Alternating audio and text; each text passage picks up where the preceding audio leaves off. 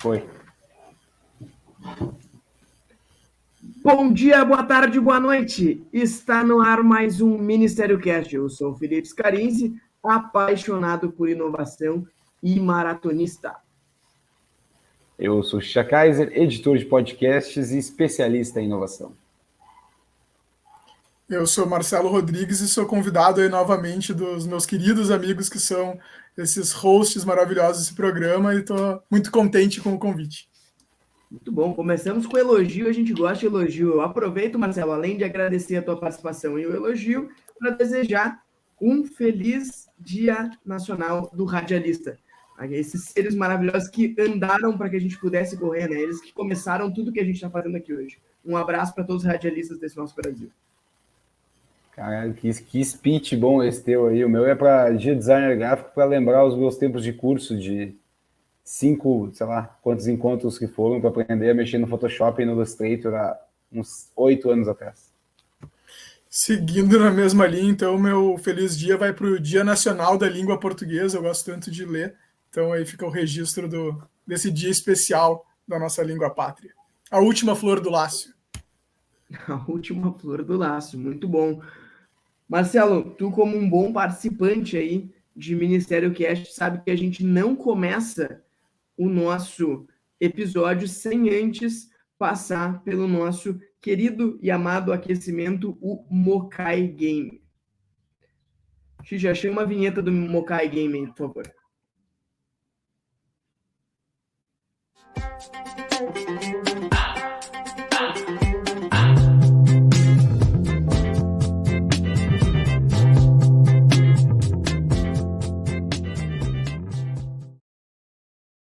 O Mokai, nosso querido patrocinador, que está abrindo nova unidade em Porto Alegre, se eu não me engano, é isso mesmo? Eu vi a publicação que eles fizeram no Instagram, ficou bem legal e divertida, e tá bem bonito o ambiente, assim, eu curti. É isso. Fala aí, Marcelo. Vamos ver se essa vez eu ganho, né? Porque a outra vez que eu participei não tinha nem a possibilidade de ganhar, então já é uma grande evolução no Ministério Cast. Exatamente. A outra vez, Marcelo, era simplesmente um prazer sádico nosso de ver os nossos convidados aí passando por maus bocados. Agora, com a chegada do Mokai, nosso querido patrocinador, ele iluminou o Ministério Game, ele passou a se chamar Mokai Game, e agora a gente dá prêmios para os nossos participantes. Xixa, como é que funciona a parceria com o Mokai? Se tu acertar 8 ou errar todas, no caso, fazer 0 pontos, tu ganha uma caneca. E para te ganhar um pacote, um pack Mokai lá, que é o buffet deles, tu tem que acertar pelo menos 5. Se tiver 5 acertos, tu ganha. Então, se fizer 4 para baixo, não ganha nada. E nós temos também o cupom dentro do aplicativo deles, que é Ministério Cast. Usando o cupom dentro do aplicativo deles, ganha 15% de desconto no aplicativo Mokai Express, que é Mokai Express mesmo. M-O-K-A-I. O cupom vale para todo mundo, né? Eu tenho utilizado semanalmente o cupom para estar me alimentando. Mas, Marcelo, vamos lá então. Lembrando que a gente já teve, sim, gente que errou todas, mas a gente ainda não teve ninguém que gabaritou, que acertou todas as 8. O máximo que a gente teve foram 7 acertos. Então, vamos ver o que a gente vai ter dessa vez. A primeira frase é: a vida é curta demais para ser passada ao lado de pessoas que não são talentosas. A vida é curta demais para ser passada ao lado de pessoas que não são talentosas. Quem disse isso? Foi Jeff Bezos ou foi Suzana Vieira? Acho que eu vou me sair pior do que eu saí na primeira vez, que tinha um certo relacionamento mais próximo das perguntas do que essa aí que temos hoje. Mas pelo tom um pouco mais ácido, eu acho que essa é uma frase da Suzana Vieira. E nós começamos o Mokai Game dessa semana com o pé esquerdo. Errou! Foi o Jeff Bezos. Bom, já sabemos então que não vai ter o gabarito nessa vez, né? Não vai. E a minha expectativa era de que hoje era um dia que a gente tinha chances altíssimas de gabaritar. Mas vamos lá. Não existem atalhos. É tudo repetição, repetição, repetição. Quem disse isso? Foi o Tom Cruise ou o Arnold Schwarzenegger? Arnold Schwarzenegger, tem mais a cara dele. Eu, pelo menos, vou chutar no Arnold Schwarzenegger. Eu acho que se foi um chute muito bem educado, porque acertou. Muito Arnold bom. Schwarzenegger. Tem uma cara mais de Arnold Schwarzenegger essa frase mesmo. Eu acho que ali no final, repetição, repetição, repetição, fica bem na cara que as histórias lá de bodybuilding dele, né? Dá uma sensação. Cada vez que alcanço o topo, vejo um novo ponto alto que quero alcançar. É como se eu não conseguisse parar. Talvez eu devesse relaxar e curtir, mas eu não consigo. Quem disse isso foi a Madonna ou foi o Maradona? Em conversas amplamente paralelas, isso já rendeu muito. Mas a sensação que eu tenho é que isso é uma frase da Madonna. O Maradona era um cara que conseguia parar mais, então eu acho que essa é uma frase mais da Madonna. Essa frase, ela foi dita pela Madonna. Acertou. Então, depois de um começo em que a gente passou por um susto, são 2 acertos em sequência. E deixa eu abrir um parênteses aqui para mandar um abraço para todo mundo que acha que a Madonna é maior que o Maradona, né? Vamos para a próxima. A amizade criada nos negócios é melhor do que negócios criados na amizade. Quem disse isso foi o Irineu Evangelista de Souza, o Barão ou Visconde de Mauá, ou foi John Rockefeller? Eu acho que foi o John Rockefeller nessa aí. Eu tenho a sensação que foi ele. Acertou! 3 acertos em 4 perguntas. Vamos lá. Não viva para que a sua presença seja notada, mas para que sua falta seja sentida. Quem disse isso foi Bob Marley ou foi o Emicida?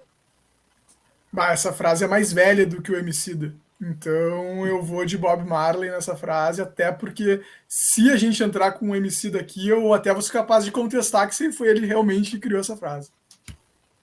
Ele deve ter dito isso em algum momento também, mas sim, a referência é de Bob Marley. Acertou! E a próxima frase é: não é função do Estado proteger o cidadão do mal que causa a si mesmo, mas é seu dever defendê-lo do que possam fazer contra ele. Quem disse isso? Foi Lula ou foi o Dr. Áuzio Varela? O Lula ele é um camaleão dependendo da sua audiência, né? Então é difícil de imaginar o que é convicção dele para falar de uma coisa dessa. Mas ainda assim eu tenho a sensação que foi o Drauzio Varela. E quem disse isso foi de fato Drauzio Varela. Então chegamos a 5 acertos e temos ganhou. ainda 2 frases. Já ganhou, já levou o bife do Mocai. Olha só!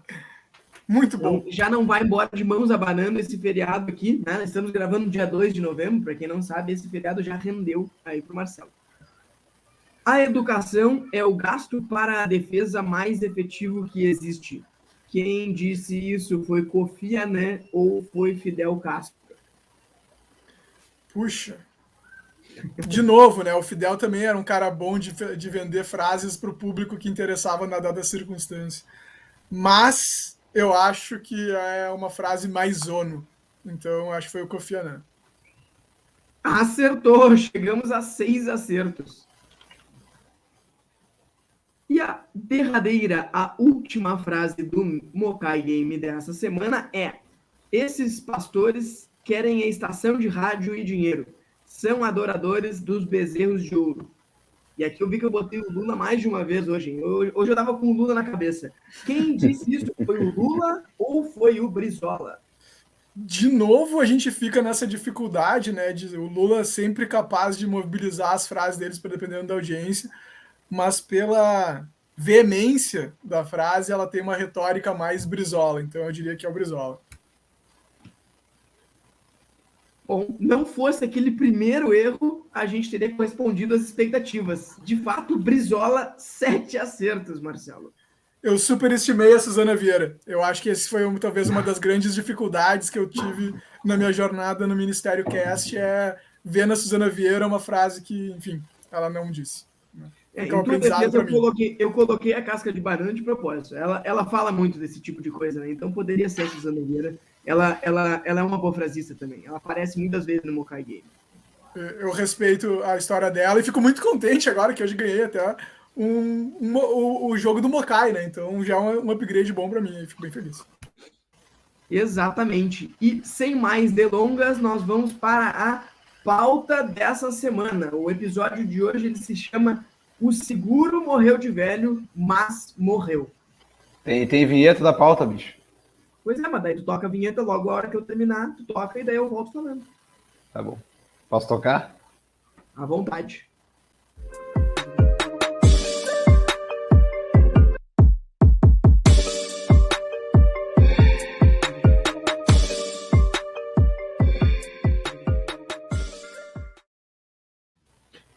É isso mesmo. Hoje nós vamos falar como esse ditado que todo mundo já está cansado de ouvir, o seguro morreu de velho, e a gente adicionou ali, mas morreu. O que isso tem a ver com o mundo empresarial? O que isso tem a ver com inovação? O Marcelo, quem sabe agora tu entra falando da história lá da ilusão de que dá para ficar parado. Daí a gente... Tá, beleza. Vou começo ali como se estivesse do zero, né? Isso. Bom, assim, a gente estava conversando até na pré-pauta aqui do nosso programa e talvez um dos grandes desafios que a gente tem visto, né, no mercado, e não só no mercado, mas as pessoas falando, é uma espécie de ilusão, uma sensação que as pessoas têm de que dá para elas continuarem fazendo mais ou menos as mesmas coisas e ter o resultado que elas tinham ou gostariam de ter, né? E a ideia de segurança, muitas vezes, ela é confundida com uma ideia de continuidade, enquanto a vida é movimento, né? E essa parte, de fato, da vida ser movimento, às vezes é desconsiderado na equação. Então, assim, quando a gente fala de o seguro morreu de velho, mas morreu, é porque muitas vezes ele ficou parado, né? E ficando parado, aí ele já não era mais seguro, né? Ele era só, talvez, histórico, e isso aí é muito perceptível, né? Então, acho que é um pouco aí do que a gente vai poder conversar nesses próximos minutos. E tem um pouco a sensação, ela nos persegue, e muitas vezes a gente diz, não, mas no meu mercado, né, no meu negócio aqui, sim, estão acontecendo mudanças, mas é um pouco mais devagar, então a gente tem mais tempo para fazer isso. Mas tem aquela frase célebre, que ela vai estar em algum Mokai Game logo mais, que é que ele diz, como é que tu quebrou, né? Como é que quebrou o teu negócio? Ele diz, olha, primeiro vagarosamente e depois de repente. Então, de uma hora para outra, às vezes a gente não tem mais o que fazer e os nossos negócios já vão estar num rumo que não tem mais o que a gente fazer. O episódio de hoje, já adianto, a gente vai acabar falando muito de um livro que ele foi escrito há muito tempo atrás, e eu falo sobre ele diariamente, que é o Dilema da Inovação, que foi escrito pelo Clayton Christensen lá em 96, se eu não me engano, ou seja, faz 25 anos que ele escreveu esse livro, e ele segue muito atual. Muitos dos exemplos que estão lá, que a gente vai falar aqui hoje, quando a gente está nas palestras aí mais corporativas, as pessoas dizem, eu não aguento mais ouvir esse exemplo, mas o mais engraçado é que todo mundo segue fazendo os mesmos erros que estão naqueles cases que a gente não aguenta mais ouvir falar. Dentro dessa linha, né, até uma das coisas que é interessante, a gente viu, né, muito de perto a profusão de exemplos que tem sobre o assunto. O ponto mais relevante é a gente conseguir olhar para dentro e ver em que momento que a gente está repetindo isso, né? Porque a gente sempre pensa, a pessoa que não consegue, né, que ela está seguindo uma certa linha, ela está mais ou menos imaginando que os outros são o problema, né? Que não é ela que tem aquela dificuldade. E o autoconhecimento talvez seja a maior chave para evitar os dilemas, né, que o Christensen há tanto tempo atrás falou, e que, inclusive, é objeto aí de um curso que eu fiz mais recentemente também, que, por coincidência, eu recebi o certificado hoje, né? Então, é bem legal aí que a gente esteja falando desse assunto, porque é um momento que, para mim, foi muito bacana e que a gente vê acontecendo em várias outras frentes também. E Marcelo, a gente tem a oportunidade de falar com muitos empresários, muitos executivos no nosso dia a dia, a gente acaba vendo isso rotineiramente. Eu ouvi há pouco tempo atrás, poucos meses atrás, de um empresário, dono de uma grande empresa. Vocês falam tanto de mudança, vocês falam que tá tudo mudando, não sei o quê, mas assim, os meus amigos, é um empresário que tem, né, ele tem história no interior, né, em cidades interiores, mas os meus amigos, eles continuam vendo novela todo dia e indo para a praça tomar cerveja, que é o que eles faziam há 20 anos atrás. Então tá dizendo que tá tudo mudando, mas assim, para eles não mudou nada, a vida deles é a mesma.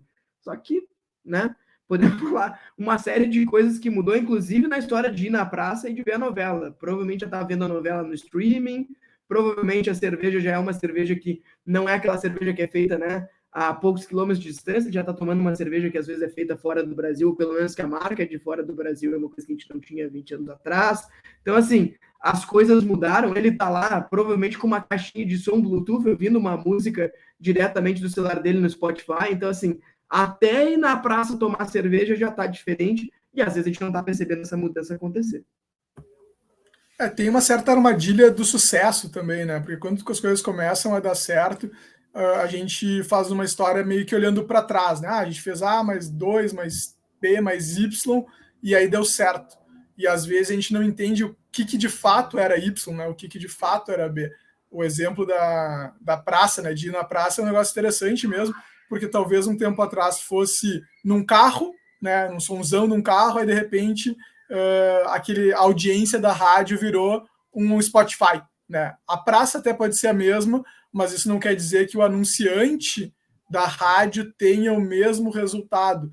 E aí talvez exista um erro da rádio como um todo em não estar dentro do Spotify de alguma maneira e perder com isso o seu negócio como um todo, né? Então, assim, as armadilhas talvez sejam mais ligadas ao que faz o sucesso do que efetivamente as outras dificuldades.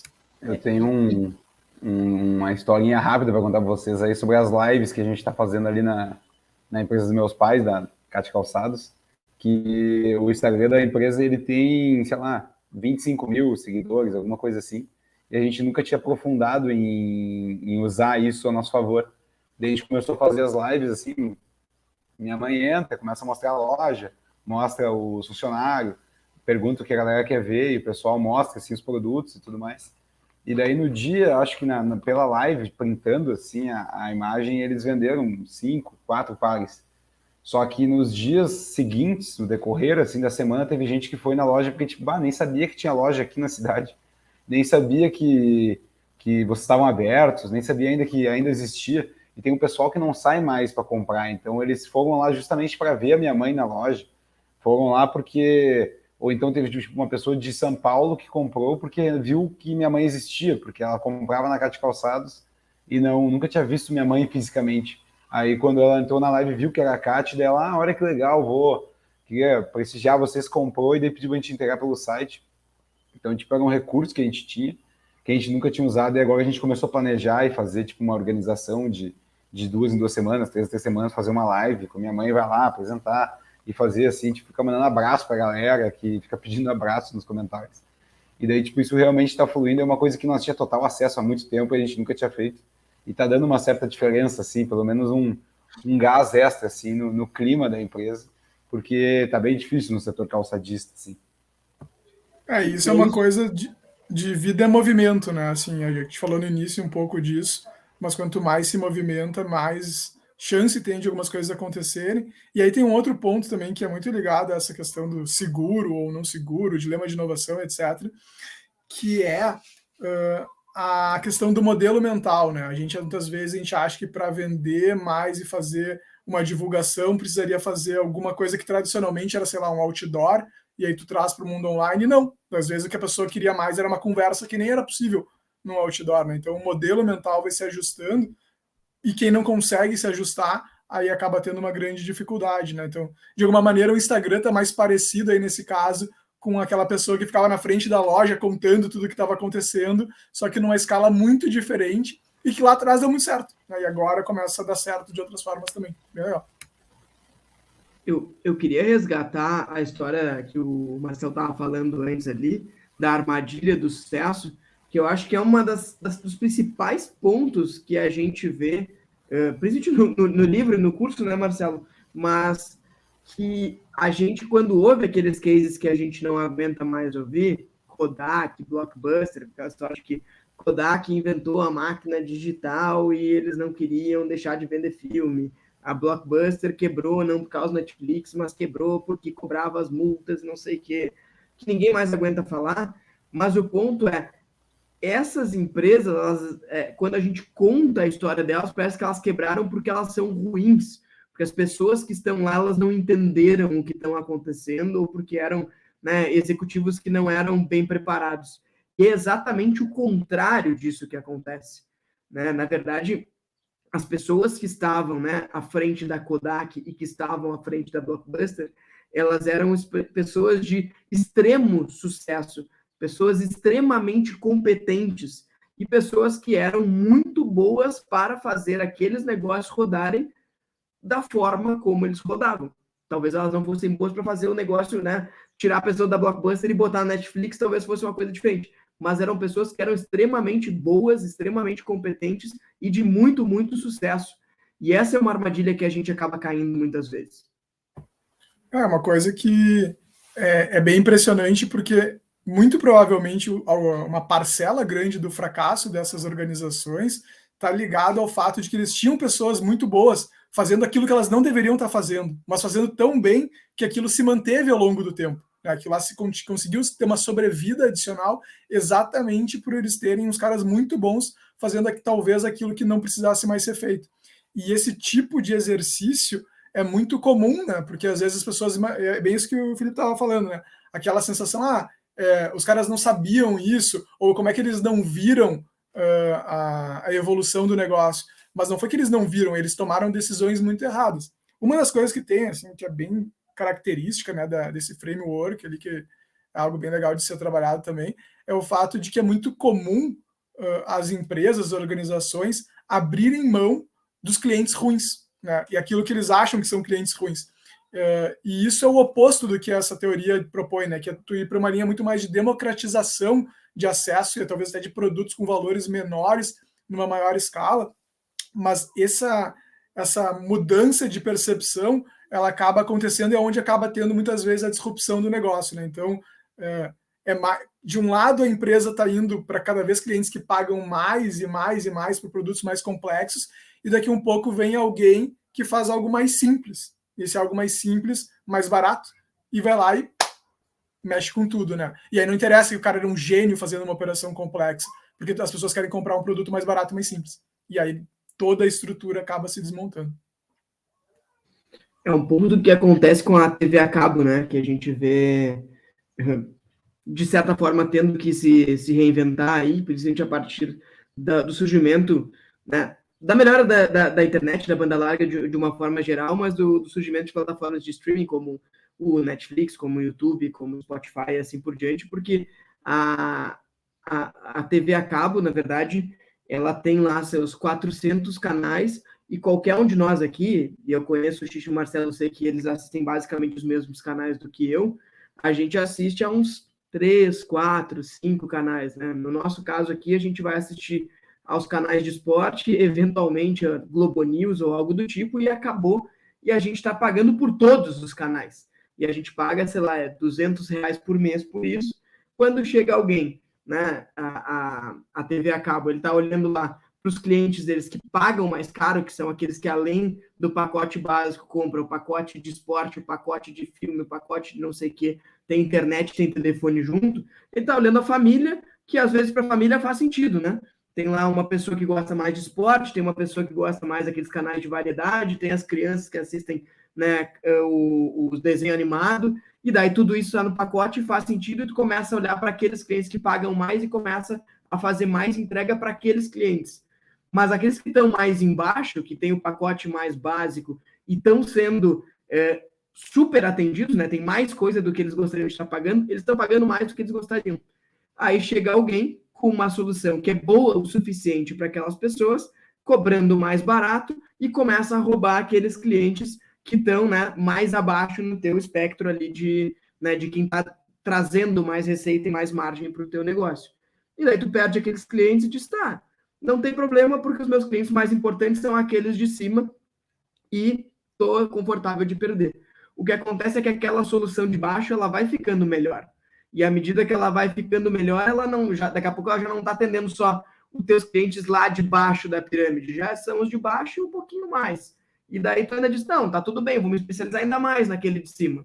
E daqui a pouco essa plataforma ela tá mais um nível acima. Quando vê, ela já está roubando todos os teus clientes e tu ficou ali com um nicho. A empresa pode até não ter quebrado, ou né, ela pode quebrar, mas ela pode não ter quebrado, mas ela vai ter diminuído muito, muito, muito de tamanho, porque quando ela viu, sobrou um nicho muito pequeno de clientes para atender. Essa fórmula de lucro que as empresas muitas vezes têm alicerçada nessa complexização de criar serviços que vão ampliando isso, é uma armadilha que o problema maior dela é que ela parece que faz sentido no início. Esse que é o problema dessa equação, né? Porque eu sou um exemplo, pegando, a gente vai mantendo na mesma coisa de TV a cabo. Uma hora alguém vai conseguir me transmitir os esportes que eu quero e aí acabou. Né? Uma hora vai conseguir. Se não for a própria operadora de TV a cabo que chegar com essa solução para mim, assim como eles podiam ter feito para o Netflix, né, o Amazon Prime da vida, eles podiam ter construído, mas machucava muito a operação como eles conheciam, então, mas uma hora alguém vai conseguir fazer. Né? E no que fizer, aí muito provavelmente eu sou mais um dos clientes que sai dessa equação deles. Né? E quando vê, né, quando muitos e muitos e muitos acabarem acontecendo de sair, né, do hall de clientes, é o que o pessoal fala, né, da disrupção do negócio, naquele modelo todo que acabou ruindo de alguma maneira. E o mais impressionante é que ele é proposital até tal momento que ele vira irresistível. Né? E aí, quando vira irresistível de seguir naquela direção, alguém já foi lá e fez a parte de baixo. Isso é muito mais comum do que a gente imagina, e a quantidade de tecnologia que é enabler, né, que não tem uma palavra tão boa quanto isso em português, mas assim, que é habilitadora de fazer isso, ela está muito acessível. Né? E aí o modelo mental é onde vira a magia aí dos próximos anos, muito provavelmente, desse mercado. Desse, não TV a cabo, né? Mercado em sentido amplo. Eu tenho Só para fechar o assunto TV a cabo, já está acontecendo dos esportes, né? O Premiere tu já consegue assinar através do Amazon Prime, né? Acho que até separado já consegue. A ESPN e a Fox Sports já estão lá dentro do Star Plus e do Disney, não sei o que lá, já está ali dentro, já é um pacote só. Então, assim, ainda está fragmentado, mas já está saindo dentro daquele pacote.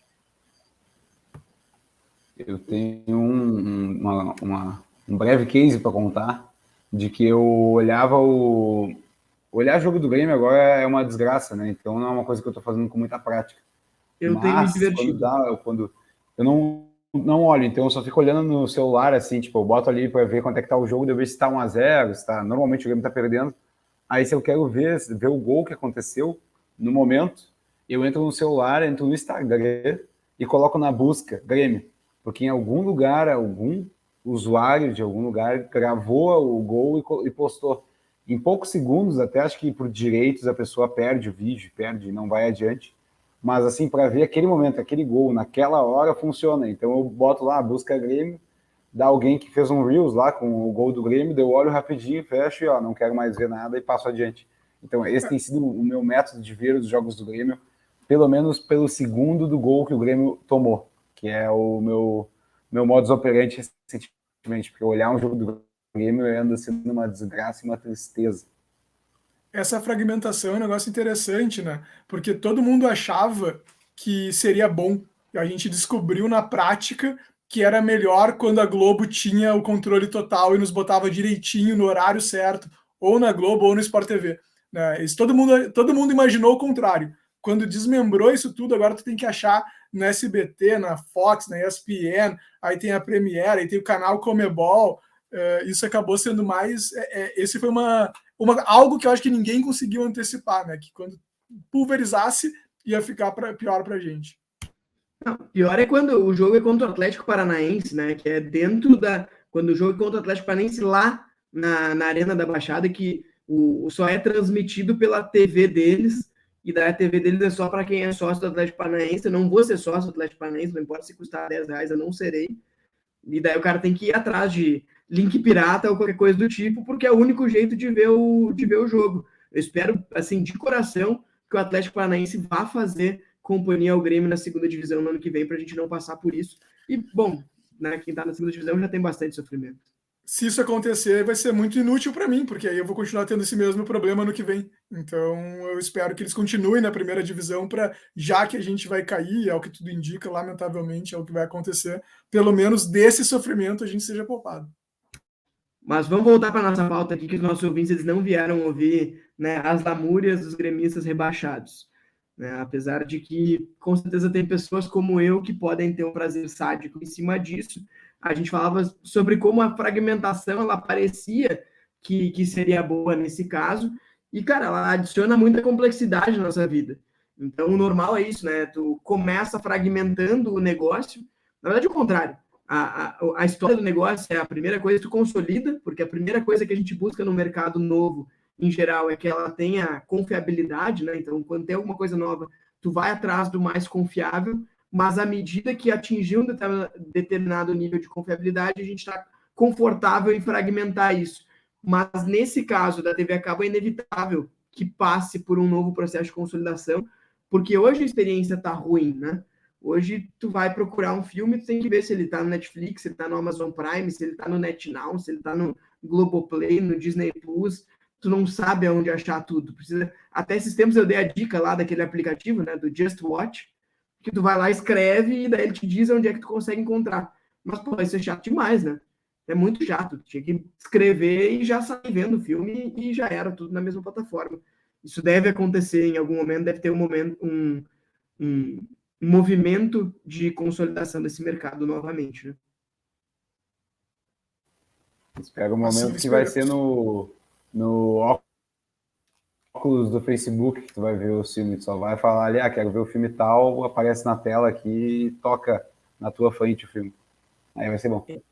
Esse aí dá um episódio inteiro, né? A gente pode falar nas próximas semanas aí, mas assim, se de fato é inevitável que a gente vá para o metaverso, eu não gostaria que o Zuckerberg fosse o dono do metaverso, mas a gente fala isso em outro momento. Eu queria voltar na questão lá de que a disrupção, né, ou a morte da empresa, ela não acontece porque as pessoas elas são que estão à frente desses negócios, elas são ruins, e sim porque elas são muito boas em determinadas coisas, e é um pouco disso, né? O Marcelo falou em algum momento ali da fórmula de lucro e tudo mais, mas as empresas elas são montadas para manutenção do status quo, né? Elas são montadas para que as coisas continuem acontecendo do jeito que elas acontecem. E é um pouco do que a gente vê daquela história, a gente ouve falar de, não, que a startup é como se fosse um jet ski, é fácil de virar para um lado, virar para o outro, uma empresa grande ela é como um transatlântico. Sim, é assim que funcionam as coisas. À medida que a empresa ela vai crescendo, ela vai tendo mais processos, os processos vão ficando mais enraizados, e esses processos eles são feitos para fazer uma determinada coisa.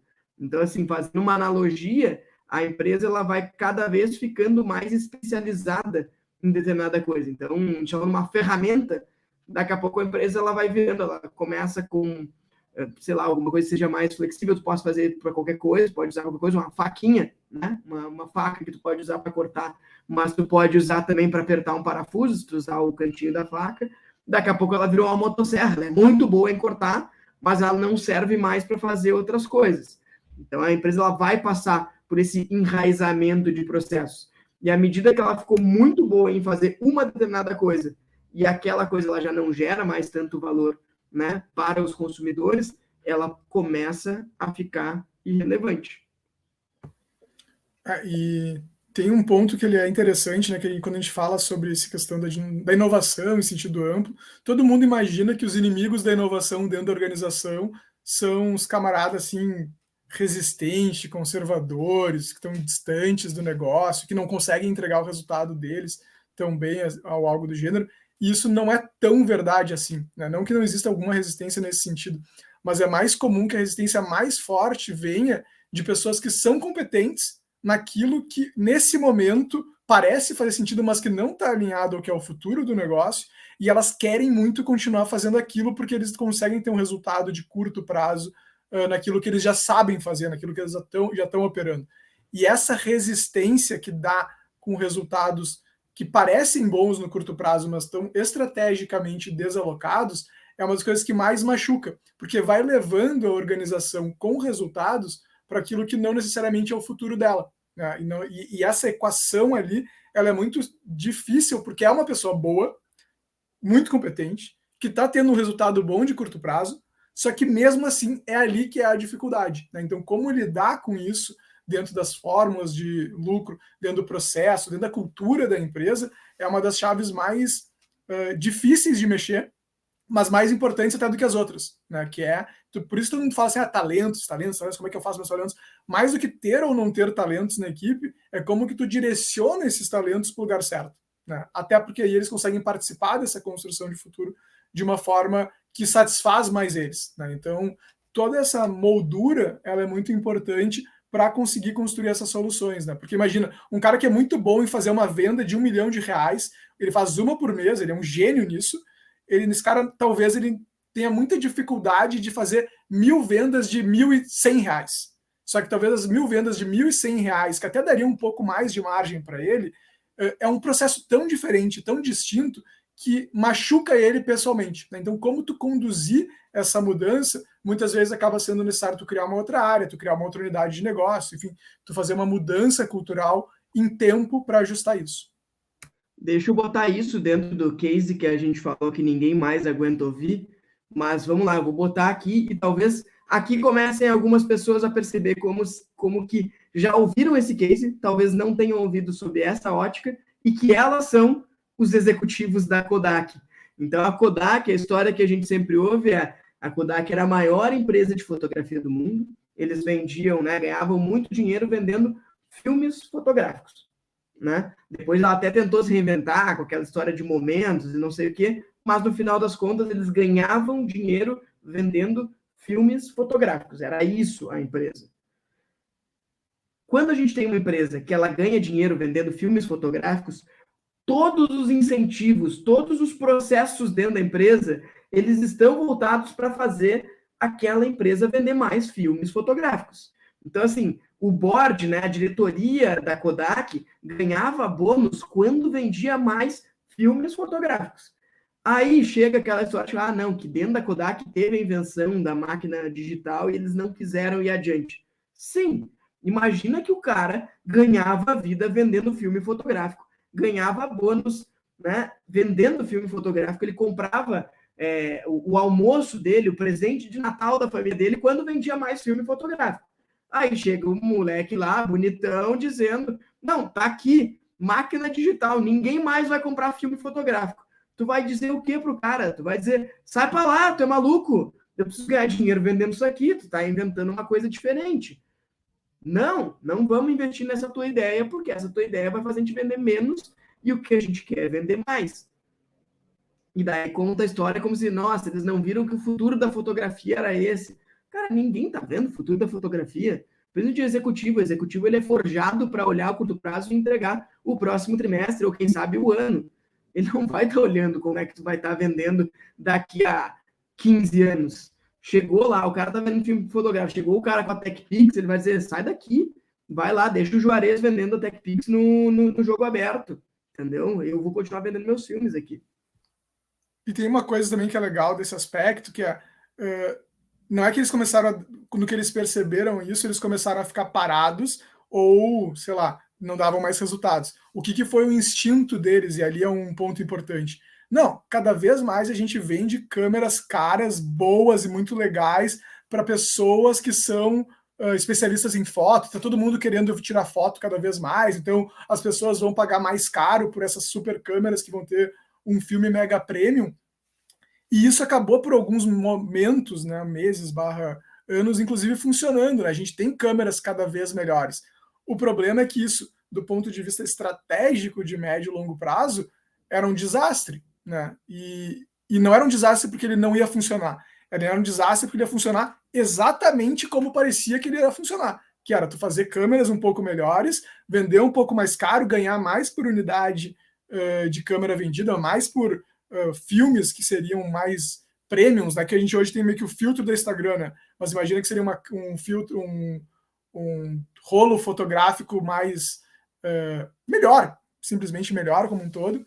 E isso foi o problema, né? Então não foi que os caras não venderam mais e mais caro, foi que eles venderam mais e mais caro, e isso trouxe a não atenção, a não alocação dos recursos naquele projeto que poderia ter sido um Instagram, um Facebook, qualquer coisa do gênero, ou simplesmente ter uma ferramentinha ali no iPhone das pessoas que seria mega utilizado para todo o resto, né? Então tem 1.500 possibilidades, mas o modelo mental restrito fez com que a tecnologia tivesse menos valor mesmo ela estando disponível.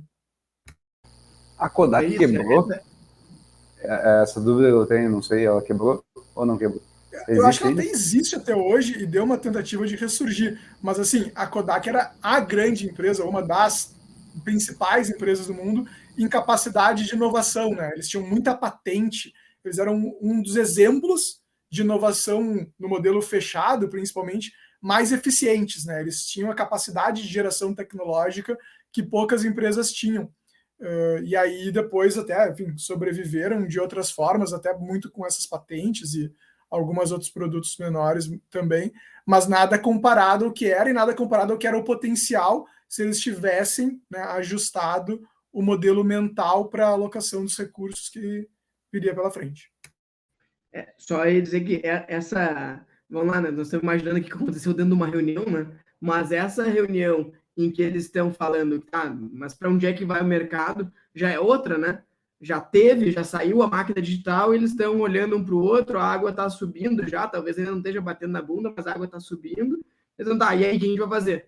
Aí tem o cara dizendo, não tem problema, porque agora todo mundo vai tirar foto, era uma coisa que talvez não fosse tão democratizada, mas os nossos principais clientes, que são os fotógrafos profissionais, a galera que tira a foto de verdade, esses caras vão querer se diferenciar ainda mais, eles vão querer ainda mais qualidade, a gente vai vender para eles mais e com mais margem. Isso aconteceu por um tempo, né? Isso de fato aconteceu por um tempo. Então, os caras tiveram 2 momentos ali que podia ter mudado a chavezinha, e nesses 2 momentos, o que eles fizeram foi, vamos para o mercado mais de cima. E daí, como a gente falou lá no início, tu vai para o mercado mais de cima e deixa lá, né? Aquela galerinha que era a gente que comprava o filme 12 poses, 24 poses, disse, não vou comprar mais, agora eu vou tirar foto com a TechPix, né? Porque a câmera é digital, eu coloco direto no meu computador, a qualidade é um pouco pior, e de fato era, né? Se vocês lembrarem, as primeiras câmeras digitais que apareceram eram as câmeras que tinham, sei lá, 1 megapixel, 2. Eram fotos de baixíssima qualidade. Só que em algum momento isso vai melhorando, daqui a pouco está atendendo mais outras pessoas, quando vê não sobrou nada. Hoje o cara que tira foto com filme é o mesmo que ainda anda, sei lá, anda de cavalo no final de semana no Aras, entendeu? O negócio está super caro, tu faz isso basicamente por hobby, porque tu gosta de fazer daquele jeito. Não é porque é melhor, não é porque tu está resolvendo, né? Não é o job to be done, que o cavalo naquele momento lá, sei lá, 150, 200 anos atrás, ele te levava de uma cidade para outra, de um ponto a outro.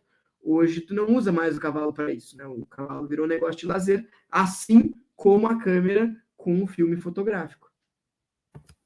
E até respondendo, Xixa, eles tiveram uma falência, objetivamente falando, e depois venderam um monte de patentes para várias empresas tipo Instagram, tipo Facebook, né? Tipo essas empresas que poderiam estar lá dentro, e aí sobrevivem hoje com uma parte do modelo de negócio que eles tinham, desenvolvimento tecnológico e tudo mais.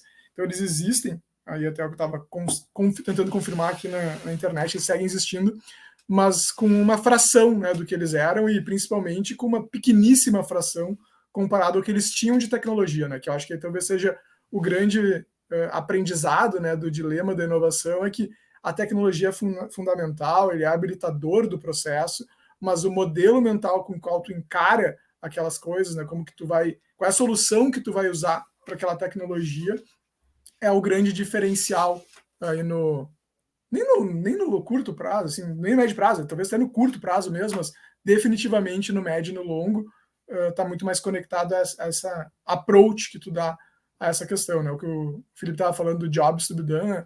É o ponto mais importante, né? Mais do que qual é a solução tecnológica que eu tenho, é como que eu resolvo o problema para que eu seja inovador, né? Como que eu resolvo a dor do meu cliente, ou o potencial que o meu cliente tem, para efetivamente ter uma solução útil para ele, né? Não partir a partir do meu produto e ficar mexendo naquela tecnologia como se isso fosse um fim em si.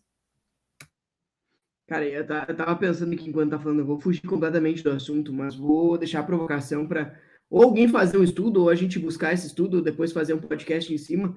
Mas eu tenho a sensação de que os executivos dessas empresas, né, que foram muito, entre aspas, aqui, deixadas para trás, ou né, quebraram, foram disruptadas, eu tenho a impressão de que esses executivos, as pessoas, elas saem e vão para empresas que estão com sucesso, porque eles são bons. Então, sei lá, o cara que cuidava da parte de varejo da Blockbuster, de abrir loja e fazer toda. Cara, pode ser que para a locadora de vídeo, para esse mercado de as pessoas assistirem filme, não funciona. Mas para outra empresa ele deve funcionar, deve cair como uma luva, com outros incentivos, dentro de um outro modelo de negócio, que o cara ainda é bom e tem um puta de um know-how.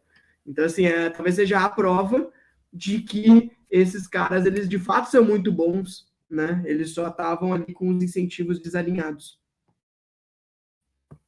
É um estudo válido mesmo, mas concordo contigo. Dá para o cara ser muito bom e ser responsável por causar a quebra de uma empresa se ele não entender a estrutura de incentivos onde ele está colocado.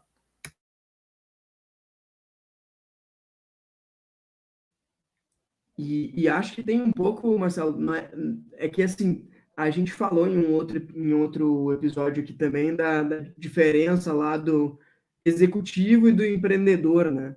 Que o executivo ele está acostumado a botar o regulamento embaixo do braço e trabalhar, né?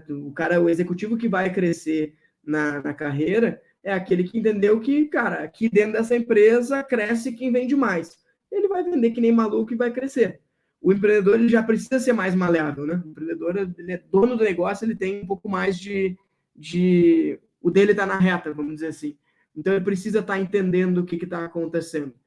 Então, quando tu pega um mercado e tem uma empresa muito consolidada, já com os incentivos muito enraizados, e ela está acostumada a ganhar dinheiro fazendo uma determinada coisa, tu vai ver tanto dentro daquela empresa esses incentivos acontecendo. Então, assim, é muito pouco provável que dentro, sei lá, da Ambev, o diretor de pessoas seja o novo CEO.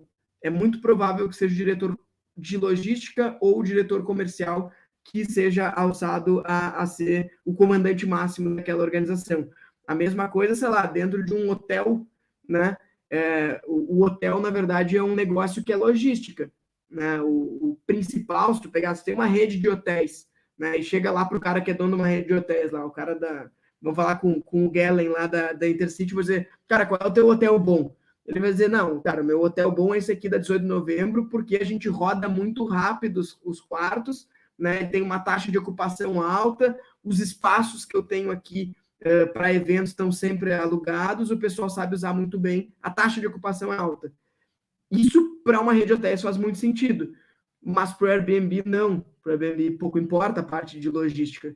Para o Airbnb importa que o cara tenha uma comunidade grande, que a parte comercial vá bem, né? Porque as pessoas vão acabar. Se tu tiver gente dentro da plataforma procurando lugares, vai valer a pena para quem coloca a sua casa, o seu espaço lá para ser alugado, porque no que ele colocar lá ele vai ter um retorno. Então, muda dentro do mesmo mercado, entregando o mesmo valor, e hotel e Airbnb é um negócio que em algum momento a gente achou que ia só para um lado e ia só para o outro, a gente percebeu que cada um tem o seu valor e é possível que eles coexistam, mas dentro de um mesmo mercado, entregando o mesmo job to be done, né, resolvendo um problema igual ou muito parecido, tem duas empresas ou dois tipos de empresas que ganham dinheiro de forma diferente. E daí é o que acontece, o cara do hotel talvez ele não sirva. O diretor de logística do hotel não vai sair para ser o CEO do Airbnb. Isso não vai acontecer.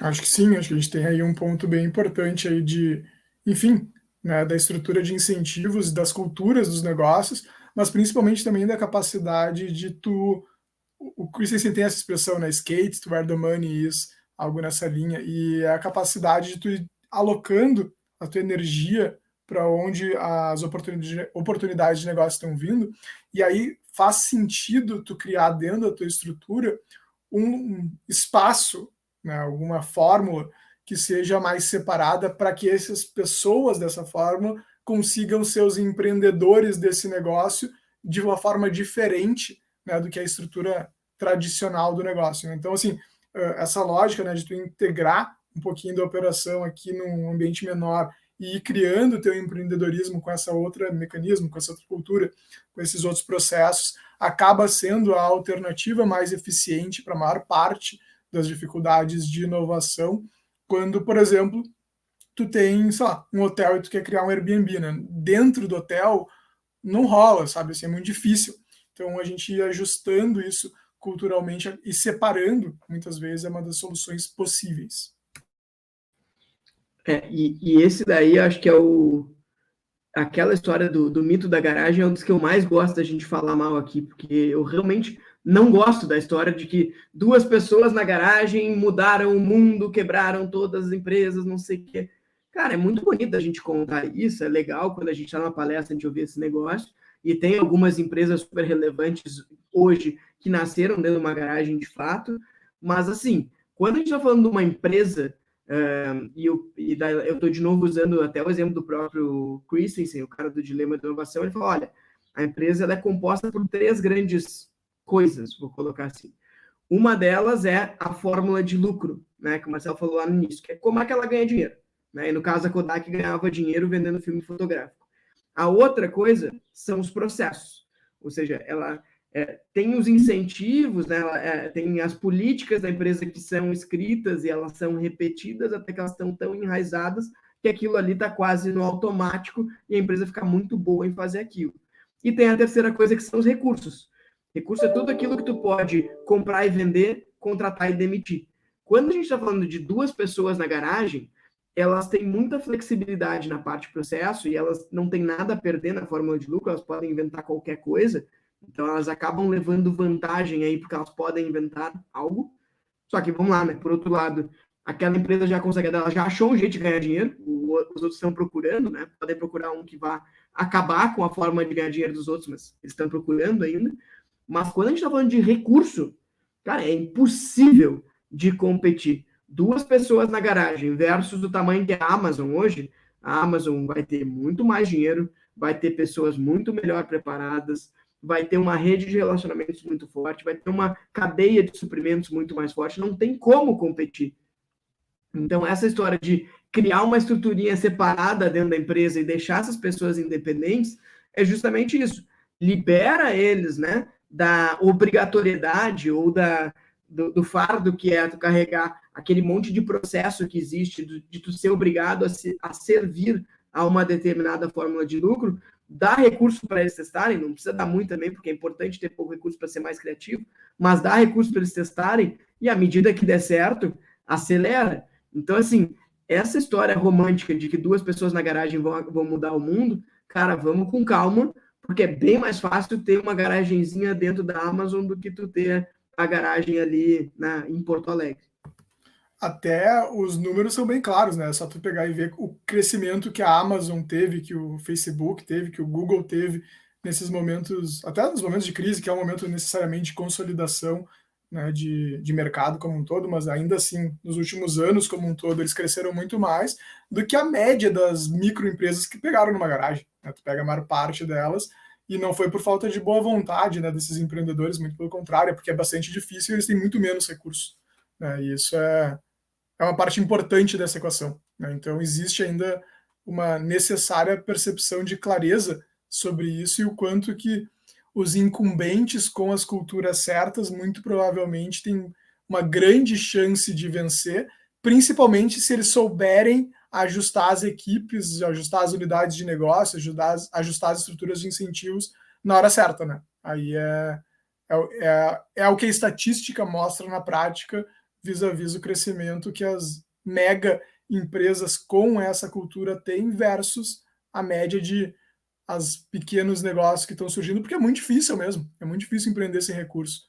Né? Então, é algo que a boa vontade não é muitas vezes suficiente, né? Principalmente quando a gente está falando de inovação mais hard. Né? Estou falando aí do Campeonato Brasileiro de Padaria. O Campeonato Brasileiro de Padaria joga um outro tipo de empreendedorismo, com muito mérito também, mas com uma outra equação sobre disrupção de negócios, sobre escala, sobre, enfim, tudo isso que a gente está conversando aqui hoje.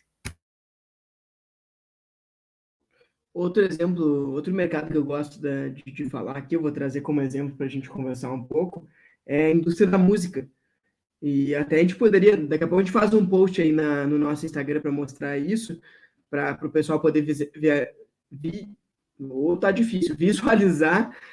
Depois o Xia corta aqui, deixa, parece que eu falei certinho. Mas para o pessoal visualizar bem, que é dentro da indústria da música, ela vem numa constante crescente e se a gente pegar, sei lá, década de 70 para cá, vem numa constante crescente de valor gerado, né, de receita total desse mercado, e ela vai trocando uma tecnologia pela outra. Inclusive, existe esse estudo de quanto que era de cada uma delas. Né? Então, primeiro lá tem o vinil, daqui a pouco o vinil ele entra num platô, ele fica meio que estagnado e começa a aparecer, acho que o cassete, depois do cassete é bem curtinho, ele já entra num platô e vem o CD, e daí começa a crescer e vai matando, e daqui a pouco tem uma queda enorme nesse mercado de receita, sem entrar nada novo, sem entrar absolutamente nada novo, simplesmente a receita cai muito, e daí agora nos últimos anos, cara, pouquíssimos, 2, 3 anos, que começa a crescer de novo, e se eu não me engano foi 2020 que a gente conseguiu atingir o nível de receita total dessa, né, ajustado para a inflação, mas o nível de receita total dessa indústria, que era, sei lá, em 2004, algo do tipo.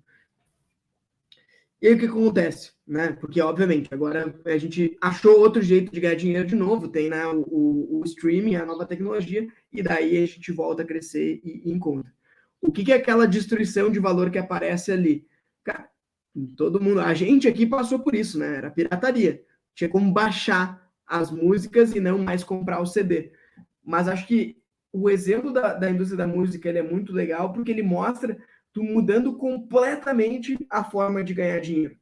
Tu ganhava dinheiro lá atrás, claro que era vendendo, né, vinil, cassete, CD, não era diferente disso, mas assim, tinham algumas pessoas que tinham o poder mágico, o poder máximo de definir o que era sucesso e o que seria sucesso, eram as gravadoras, ou o cara que definia qual era a música da novela, né? Mas também tinha ali o CD da novela. Esses caras definiam quem eram os ganhadores do jogo, gravavam um CD com 20 músicas, e tu queria uma, daí tu tinha que ir lá comprar aquele CD para escutar uma música, e às vezes gostava de mais umas 2, 3 daquelas 20. Hoje é completamente diferente, né? Porque hoje, assim, não tem mais um poder central que decide qual é o que vai fazer sucesso e o que não vai. Hoje tu tem lá o Top Trends do Spotify, mas tu tem YouTube, tu tem o Reels do Instagram, tu tem o TikTok, tem gente que está crescendo de formas muito diferentes, mas se ganha dinheiro hoje nesses contratos aí com o streaming. E daí, de novo, a gente, como consumidor, agora tem todas as músicas do mundo ao nosso alcance, pagando, sei lá, quanto é que o Spotify, R$25 por mês. Então, mudou completamente a forma como se ganha dinheiro. E uma das coisas que é interessante nessa equação, né, é o fato de que quando tu democratiza, quando tu dá acesso para muitas pessoas, o mercado cresce, né, tem mais pessoas que assistem, tem mais geração de receita aí no longo prazo dentro dessa estrutura. O modelo de como ganhar dinheiro muda muito, né? Então, assim, muito provavelmente uma gravadora ganhava mais por quantidade de dinheiro que um artista gerava do que o YouTube ganha, né? Principalmente desses grandes artistas de agora, embora o YouTube seja muito bom de negociação, então eu não sei na prática como é que se já não alcançou algo por aí, mas o cara da Banana Records, para pegar um exemplo de Porto Alegre, mas tinha várias e várias empresas que vendiam, né, CDs e afins, eles não estavam errados de estar no mercado da música, né? Eles só entenderam errado que o mercado deles era vender CD, né, vender DVD, enquanto que eles poderiam estar colocando algo de uma distribuição desses serviços e terem sido extremamente pioneiros, porque eles já tinham na ponta uma pessoa que estava esperando comprar música deles. Como fazer isso na prática? Teve outros caras que fizeram lá em outro lugar do mundo, baixaram os preços, colocaram isso amplamente distribuído, e aí foram muito inovadores nessa capacidade de democratização. E dentro desse mercado, lá, se a gente pegar 15 anos atrás, tinham algumas mudanças já acontecendo, da história que eu falei, do CD que tu comprava, tinha uma música que tu queria e outras 20 que vinham de brinde, às vezes tu gostava de uma outra. Cara, isso já estava mudando, né? Tinha lá as coletâneas, né? A gente comprou lá Summer Electro Hits. Por que a gente comprava o Summer Electro Hits? Porque se eu comprasse o DJ, sei lá, só o CD do Fatboy Slim, tinha uma música que eu queria e mais umas 10 lá que talvez eu gostasse de uma ou duas. No Summer Electro Hits estava só o que era, né, o sucesso daquele verão específico. E tinha um projeto que, inclusive, aqui eu vou fazer um pedido / previsão, que o Spotify vai ter que começar a reviver coisas parecidas. Tinha lá o Acústico MTV, teve o Coca-Cola Vibe Zone também, que botava as pessoas para cantar junto e tudo mais. O Spotify vai ter que começar a fazer isso. Porque hoje não tem muita diferença de tu assinar o Spotify, tu assinar o Deezer, por exemplo.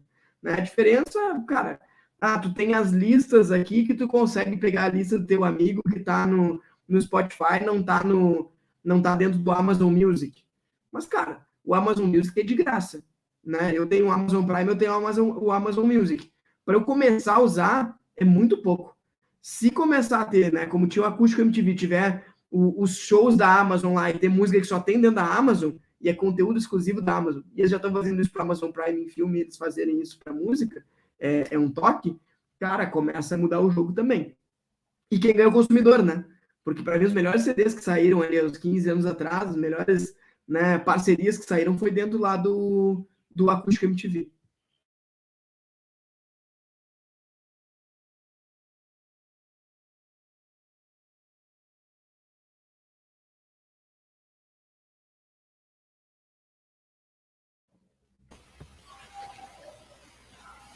Uma trancada aqui no meu silenciar. Vamos seguindo para algum ponto específico. Eu não sei como é que é a questão de tempo só, né? Que eu vi que estava uma hora aqui, só para eu entender que senão a gente está alongando e não sei como é que é. Mas alguma pauta na roda isso, né? Mais para a gente finalizar já, Marcelo. Se tá. Quer falar alguma coisa, fala e a gente vai encaminhando aí pro final. Tá, não, beleza. Não, acho que disso tudo que a gente está ouvindo, né, da nossa conversa aqui, tem uma parte importante que é quanto mais tu democratiza e coloca o teu consumidor dentro dessa equação, tu tem uma mexida da relevância. Não é uma mexida, né? Acho que a gente ainda está vivendo muito do storytelling, muito bem feito, mas cada vez mais um story doing, né? Então, assim, como é que o cara participa ativamente, como que ele influencia o resultado, né? Tá muito em linha com aquele job to be done, que é essa teoria que a gente falou, né? Do o que o cara realmente quer, qual é o valor que ele quer que seja gerado disso, mas também uma tendência de mercado importante, né? Assim, mais do que receber os produtos, né? Às vezes as pessoas querem também participar, né? E aí tem uma necessidade de colocar o consumidor muito em linha, muito no alvo dessa equação, para que o cara efetivamente entenda o valor e veja o valor acontecendo na frente dele do que ele está consumindo. Muito bom. Eu acho que com essa a gente pode chegar ao fim da pauta dessa semana e a gente vai para aquele momento aguardadíssimo que é a dica da semana.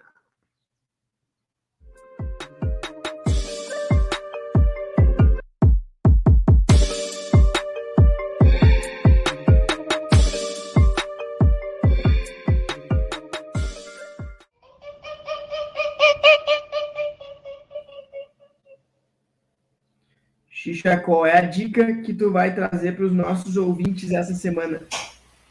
Cara, eu viajei nesse feriado e descobri que ainda tinha pessoas que não tinham o aplicativo Splitwise. A gente dividiu o apartamento e daí eu tive que pedir para os 3 baixarem o aplicativo pela primeira vez e eles nunca tinham utilizado o aplicativo.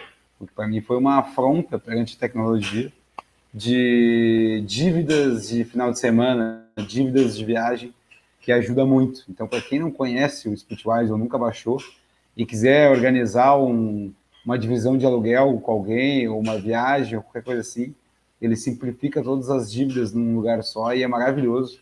E é uma excelente dica para tirar o problema de descobrir quem é que paga ou como é que funciona para pagar. Pode resolver isso tudo depois, paga uma pessoa só ali, depois pega a notinha, chega em casa tranquilo, divide isso tudo depois. E eu tive que fazer esse mesmo speech que eu estou fazendo agora há uns 2 dias atrás. Então fica aí a dica, o Splitwise. Muito bom, muito bom. Realmente facilita muito quando você tem que dividir contas entre várias pessoas. Marcelo, qual é a dica que tu vai trazer para os nossos ouvintes? Cara, eu tô aqui pensando das dicas, eu ouvi a do Xixa e pegou para mim até a dica, porque eu não tenho Splitwise, então já nunca usei, né, sendo bastante honesto com vocês, e já achei útil essa dica para mim. Minha dica, então, vai ficando assim, mais objetivamente falando, vai para o livro do Ken Follett. Qualquer um deles, na verdade, mas O Mundo Sem Fim é um livro que eu li recentemente. Acho que muitas pessoas não têm o hábito de ler livros que sejam não técnicos, né, vamos dizer assim. Então, para quem gosta de livros de romances históricos, eu diria para acompanhar o Ken Follett. O Mundo Sem Fim é um livro bem legal. E ele falou, em dado momento, vou dar um pequeno spoiler do livro, mas que eu acho muito rico. Escreveu esse livro há anos e anos atrás, não tem nada a ver com o que a gente viveu aí de Covid nos últimos tempos. Mas ele contou, em dado momento, sobre um drama que existia num convento, e aí tinha uma freira que queria que o pessoal usasse máscara, e tinha um outro padre que não queria que os caras usassem máscara durante uma pandemia, e aí eles têm todo um jogo lá que a máscara veio por indicação de médicos árabes, então será que realmente era uma coisa cristã ou não? Então, assim, é muito legal ver que as coisas lá, 1000 anos atrás, de alguma maneira, são muito parecidas com o que estão agora, e esse cara é um gênio escrevendo, então fica aí como uma dica de livros, né? E qualquer dele está valendo, mas O Mundo Sem Fim é um livro bem legal. Muito bom, muito bom. E para fechar, eu vou indicar o canal do YouTube do Farid Germano Filho. Acho que é um ótimo canal para a gente se manter atualizado aí, principalmente para as notícias mais relevantes que tem acontecido no tempo. Então, sugiro aí para vocês o canal do Faridão e um abraço aí ao Faridão. Eu não recomendo, E com essa, chegamos ao fim do Ministério Cast dessa semana. Muito obrigado a quem ouviu até aqui. Não deixem de deixar likes, compartilhar esse episódio com aquela pessoa que precisa ouvir, nos seguir nas redes sociais e tudo mais, que ajuda bastante. Um grande abraço, é os guri.